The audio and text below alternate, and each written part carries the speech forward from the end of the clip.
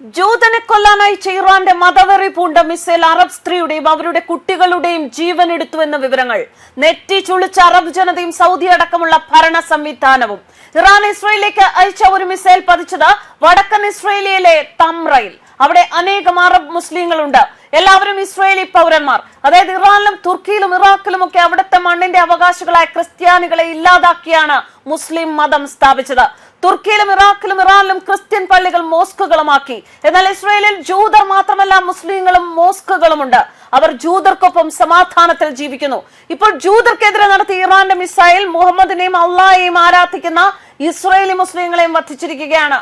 ഇസ്രയേലിൽ ആകെ ഉണ്ടായ മരണം 10 അതിൽ 3 മുസ്ലിങ്ങൾ തന്നെയാണ്. സംഭവം ഇങ്ങനെ: രാത്രി 11 മണിക്ക് തൊട്ടു പിന്നാലെ ഹോം ഫ്രണ്ട് കമാൻഡ് ഫോൺ അലേർട്ടുകൾ നൽകി. എന്നാൽ വടക്കൻ പ്രദേശത്തും ഹൈഫ മേഖലയിലും മാത്രമേ സൈറണുകൾ സജീവമാക്കിയിട്ടുണ്ടായിരുന്നുള്ളൂ. കാരണം വരാനിരിക്കുന്ന ആക്രമണത്തെ തടയാൻ വ്യോമ പ്രതിരോധം സജീവമാക്കിയിരുന്നു.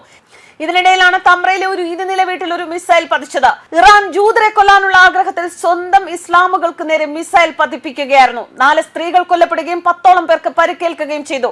ആ സ്ത്രീകളുടെ പേരുകൾ മനാർ ഖത്തീബ്, അവരുടെ 2 പെൺമക്കളായ 20 വയസ്സുള്ള ഹാല, 13 വയസ്സുള്ള ഷാദ, മനാർ ഖത്തീബ എന്ന മറ്റൊരു ബന്ധു എന്നിവരായിരുന്നു. രണ്ടാമത്തെ മനാർ ഖത്തീബ് കുടുംബത്തിന്റെ പിതാവിന്റെ സഹോദരനെയാണ് വിവാഹം കഴിച്ചത്. അറബ് ഇസ്രയേലി നഗരത്തിലെ നിവാസികൾ വളരെ കാലമായി മുന്നറിയിപ്പ് നൽകിയിട്ടുണ്ട്.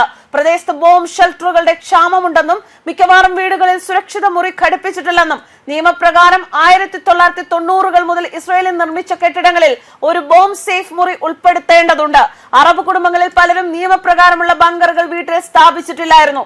ഹമാസും മറ്റും അവരെ ആക്രമിക്കില്ല എന്ന ഒരു ധാരണയിലായിരുന്നു അവർ. ഇതിനിടെ ഏറ്റവും പുതിയ അപ്ഡേറ്റ് വരുന്നത് ഇങ്ങനെയാണ്: ഇറാന്റെ തലസ്ഥാനമായ ടെഹ്റാനിൽ കൂടുതൽ സ്ഫോടനങ്ങൾ ഉണ്ടായതോടെ ഇസ്രയേലിലേക്ക് ബാലിസ്റ്റിക് മിസൈലുകളുടെ ഒരു പുതിയ തരംഗം വിക്ഷേപിച്ചതായി ഇറാനിയൻ സ്റ്റേറ്റ് മീഡിയ റിപ്പോർട്ട് ചെയ്തു. ഇസ്രയേലിലുടനീളം ലക്ഷ്യങ്ങളിലേക്ക് ഇറാൻ മിസൈലുകൾ വിക്ഷേപിച്ചതിനെ തുടർന്ന് ടെഹ്റാനിൽ പുതിയ സ്ഫോടനങ്ങൾ കേട്ടു. കുറഞ്ഞത് 13 പേർ കൊല്ലപ്പെട്ടു എന്ന അൽ ജസീറയുടെ റിപ്പോർട്ട്. ഇത് ശരിയെങ്കിൽ ഇസ്രയേലിൽ മരണം 23 മാറിയിരിക്കുകയാണ്. യുദ്ധം കനക്കുകയാണ്. എണ്ണവില ഉയരുന്നു. ഇറാന്റെ എണ്ണപ്പാടം കത്തുമ്പോൾ ഇറാനിൽ നിന്നും എണ്ണ വാങ്ങിയിരുന്ന ഇന്ത്യൻ വിപണിയിൽ വൻതോതിൽ എണ്ണവില ഉയർന്നേക്കാം. പെട്രോളും ഡീസലും വൻതോതിൽ ശേഖരിച്ചു വെക്കുന്ന അനേകം മലയാളികളുടെ വാർത്തകളും പുറത്തു വരുന്നു. സോഷ്യൽ മീഡിയയിൽ പ്രചരിച്ച ഒരു വീഡിയോയിൽ തമ്രയിൽ ഇറാനിയൻ ബാലിസ്റ്റിക് മിസൈലുകൾ പതിച്ചപ്പോൾ ഒരു ജൂത കുടുംബം ആഹ്ലാദിക്കുന്നതായി കാണിച്ചു. ഇത് നിരവധി ഉദ്യോഗസ്ഥരുടെ രോഷത്തിന് കാരണമായി. സ്വന്തം രാജ്യത്തെ മുസ്ലിങ്ങളെ ഇറാൻ വധിക്കുമ്പോൾ സന്തോഷിക്കരുത് എന്ന ഇസ്രയേലി അധികാരികൾ ജൂതർക്ക് മുന്നറിയിപ്പ് നൽകി. അവർ മുസ്ലിങ്ങളെങ്കിലും നമ്മുടെ രാജ്യക്കാരും ഇസ്രയേലികളും എന്ന അധികാരികൾ ജൂതർക്ക് മുന്നറിയിപ്പ് നൽകുകയും ചെയ്തു. നിരവധി രാഷ്ട്രീയക്കാർ വീഡിയോയും സമാനമായ മറ്റ് സോഷ്യൽ മീഡിയ പോസ്റ്റുകളെയും അപലപിച്ചു. ലേബർ പാർട്ടി MK നാമ ലാസിമി എക്സിൽ എഴുതി: ഒരു അറബ് പട്ടണത്തിന് നേരെയുള്ള ആക്രമണത്തെ പ്രശംസിക്കുന്നതിൽ യഹൂദനോ ഇസ്രയേലിയോ മനുഷ്യത്വമില്ലാത്തത് ലജ്ജാകരവും വെറുപ്പുളവാക്കുന്നതുമെന്ന്. എന്തായാലും ഇറാൻ ഇസ്രയേൽ യുദ്ധം കനക്കും. മിഡിൽ ഈസ്റ്റിനെ ഈ യുദ്ധം വരിഞ്ഞു മുറുക്കും. ഇസ്രയേൽ ഗാസ യുദ്ധം ഇന്ന് 618ാമത് ദിവസമാണ്.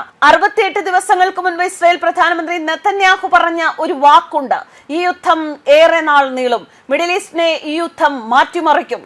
ഇപ്പോൾ നെതന്യാഹുവിന്റെ പ്രവചനം പൂർത്തിയാകുന്നു എന്ന് വേണം കരുതാൻ. ന്യൂസ് ഡെസ്ക് കർമ്മ ന്യൂസ്.